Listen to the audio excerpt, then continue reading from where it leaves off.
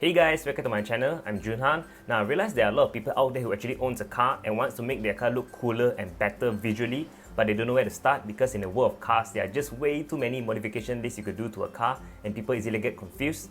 That is why I'm making this video today to narrow down to just 10 things that could make your car look better based on my own opinion. And the ones in my list, I would say it's pretty affordable except for maybe one or two.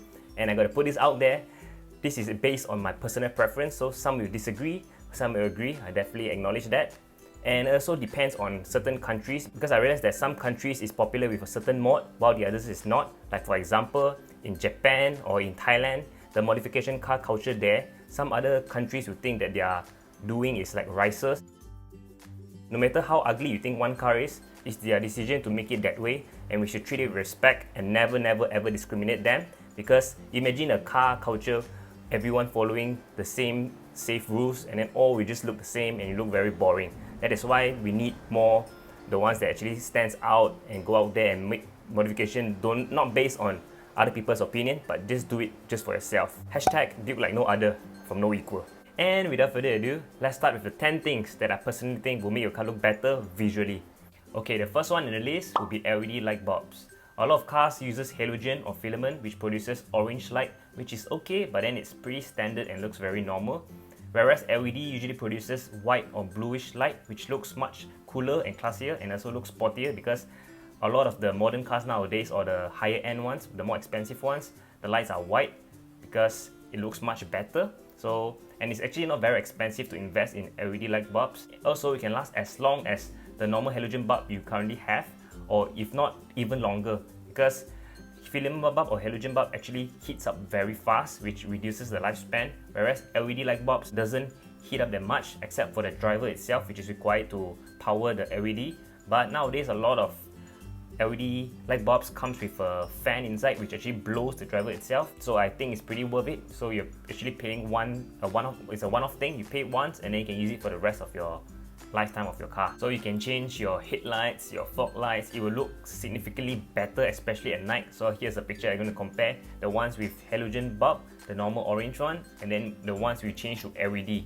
It looks much more fierce, right? And also the number plate light at the back you can change as well, because this is not a very minor thing, but then it looks much cooler as well. Because like I said, most modern cars at the back, the light is white, like Lexus, BM, Mercedes. So changing your light bulb at the back to white color light also makes a significant difference. And I would say this is recommended for cars with projector headlights only because it focuses the beam and does not scatter. Whereas if your car comes equipped with the reflective headlights on that one, then I'm not too sure about using LED because it might just scatter around and glare other ongoing users. So yeah, be cautious of that. The second in the list would be changing a number plates. You may wonder, wait, what? How does changing a number plate make your car look much better? In fact, it actually does. Now most of the car out there, in fact, all of the cars out there uses the same number plate size, the font, the color. So by changing the font size and the font, it actually makes a whole lot of difference because it will attract other people. So people tend to look at things when it's different.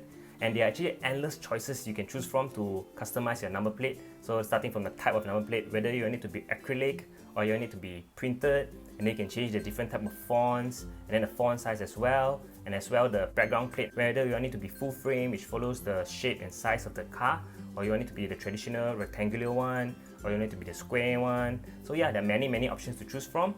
But of course, never ever go for those too fancy one which is pretty hard to read, or you go to the font size which is too small. That one will definitely attract the cops. And depending on different countries which has different rules and regulations for the number plate size. In Malaysia, if I'm not mistaken, the height of the font will be about 70 mm or 7 cm. So if you were to make it smaller, I would say best is to go around 6.5 to 5.5, around there. The lowest is 5.5.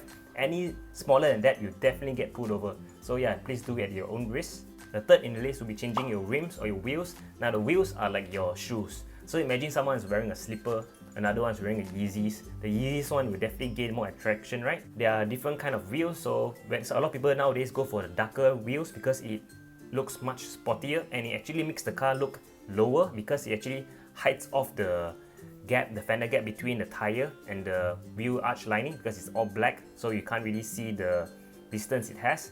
so it looks better, but you can go for silver as well. If you want to show off the design of your rims or wheels, it's better to go for lighter colors so that people from a distance can see how it looks like, whereas if it's black, then it just covers everything.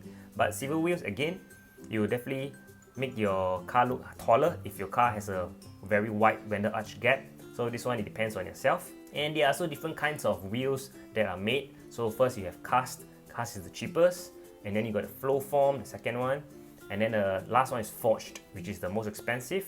So yeah, this one depends on your budget. And then the design of it, you got concave or you want dish. So concave, basically the middle hub of the rim is closer to the car, and then you have these spokes which actually points out towards the lip.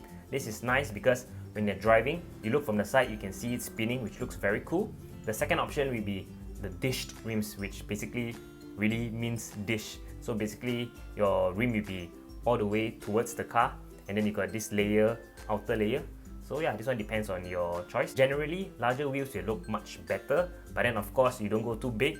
I'd say if your factory standard rim is about 15 inch, and most you can go is about 16 and 17. Any more than that, it definitely affect your fuel economy. You make your car underpowered, and then affect your handling because of the increased unsprung mass. So yeah, you can't talk rims without talking about tires, right? So yes, number 4, you'll be changing your tires. So having a wider tire actually makes your car looks more steady and more give you that stance, especially if you look from the front or the back, because factory cars, usually the tires are very skinny, which gives you that gap between the wheel arch underneath. You got this spacing which looks very ugly. That's why people usually add spacers or increase the width of the tire so that the tires go push out towards the wheel arch and make it flush.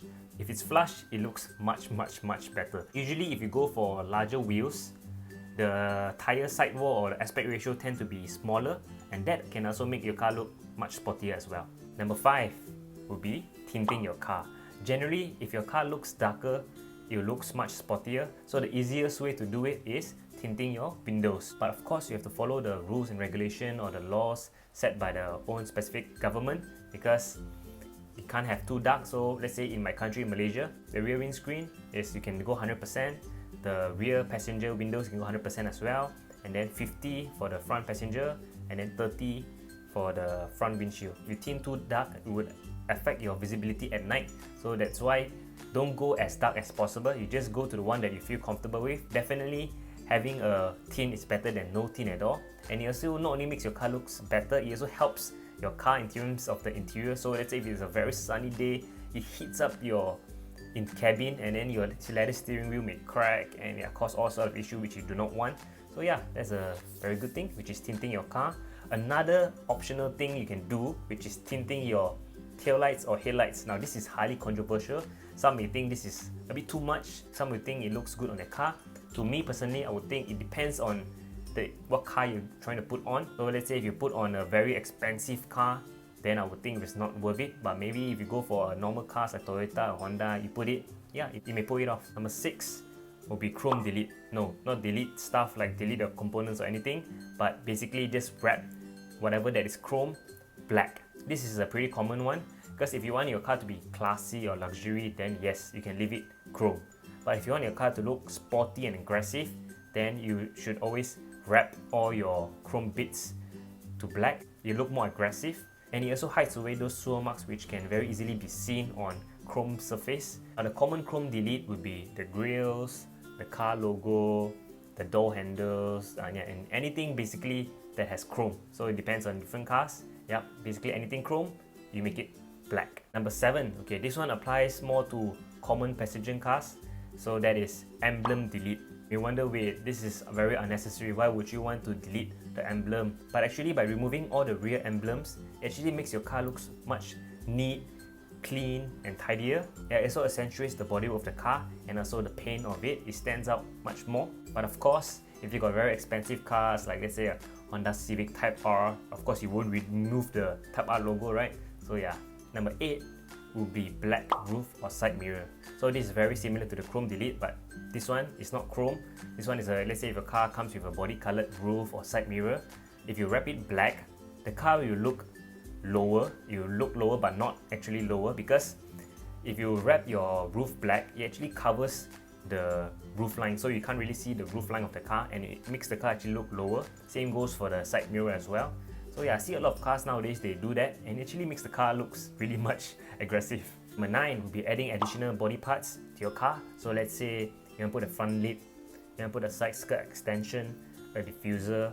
Now this may seem very expensive, but there are actually cheap ones out there which is like sort of a lip, but then it's more like a protector, so it's called samurai rubber lip. So that one you can add on the side skirt so that it becomes like a side skirt extension. You can add it at the front so it looks like a front splitter or front lip, but it actually does not serve that purpose, but more of like protecting your car from being scraped underneath. But still, it looks cool and makes your car very aggressive as well. And last but not least, at number 10, I put this the last because it can go from very cheap to very expensive, which is lowering your car. Now the cheapest option, which is lowering springs, so that one is good because it actually lowers your car. So lowering your car makes it look much more aggressive, looks better, and it covers the wheel arch, so all win-win-win. But lowering springs, there's a trade-off, there's a compromise there, because lowering springs, you only change the spring, you're not changing the strut or the strut absorber. So the extra stiffness or load from the lowering springs, the strut or strut absorber is definitely compromised because it does not overcome the extra so it's not synced. Whereas if you go for a more expensive option like adjustables, coilovers, those are much better because you can adjust high, low, soft, hard. So you can adjust how high, how low you want, how stiff you want, or how soft you want. So those is better, but that is way over the budget.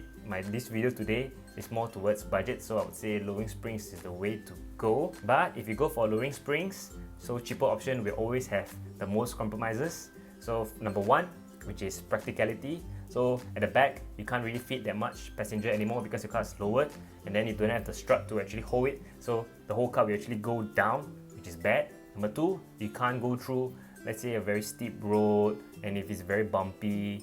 So those are things you have to take into account. Number 3, your car will feel very uncomfortable because it's not like adjustables where you can adjust how hard or soft you want. This one, once you change the spring, if it's very uncomfortable, it's very uncomfortable. So yeah, those are the compromises you have to make if you want to make your car lower and looks nicer. And that's it, guys. So these are the 10 modification lists which I've compiled that I think will make your car look better visually. And again, this is based on my own opinion, so whether you agree or disagree, please leave it down in the comment section below, or if anything extra you can add, do leave it down in the comment section below so we all can see it. Now, the process of modifying a car can be very, very fun. But let me warn you, it's going to be very addictive, like a drug. So once you start, sentence like, "This is my last modification," those doesn't exist at all. So yep, once you start, there's no going back. But it's going to be very, very fun. And with that said, I'll catch you guys next time. Bye.